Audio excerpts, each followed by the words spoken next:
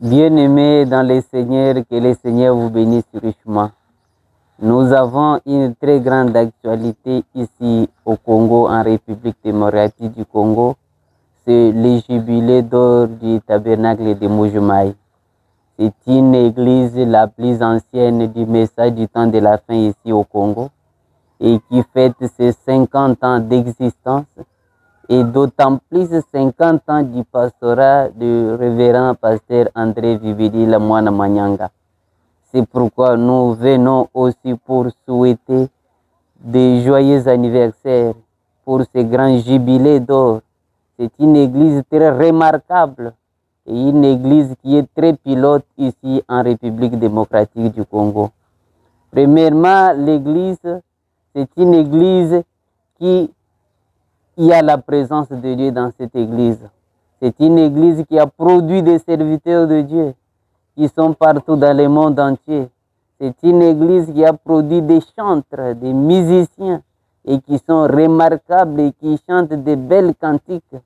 C'est pour cette raison que j'avais compris que c'est une église que Dieu lui-même a établie. Et la chose qui m'avait beaucoup retenu quand j'y étais en 2009, c'est la présence de Dieu qui était dans cet endroit-là. C'est-à-dire, il y avait un jour, c'est une sœur qui était venue témoigner un dimanche. Et pendant qu'elle témoignait, elle continuait à dire des choses jusqu'à ce qu'elle s'est écroulée.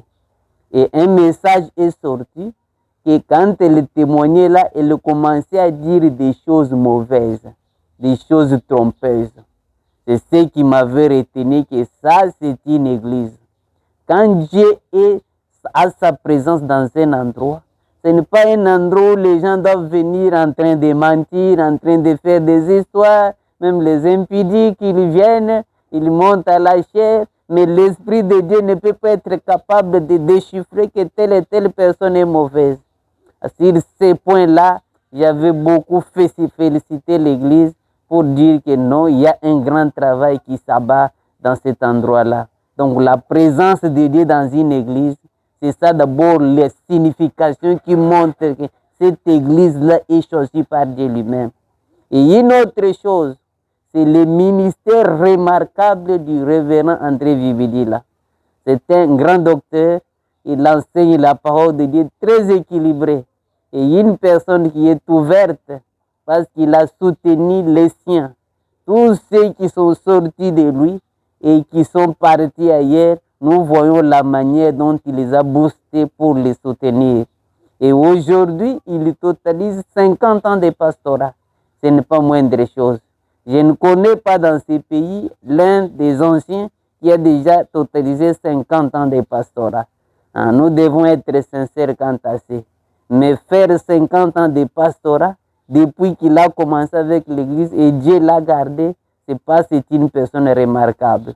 Et nous ne sommes pas là pour flatter les gens. Et des fois, on ne se connaît même pas.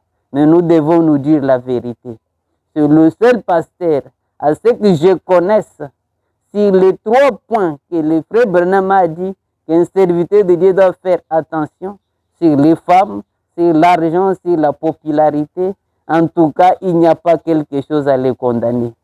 À l'humilité, vous voyez comment est-ce qu'il s'humilie. Il se laisse être prié pour lui-même par n'importe qui.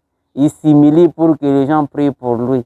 Et il donne son temps, il cède sa chair, même à toute personne qu'il voit que non, c'est une personne que Dieu utilise.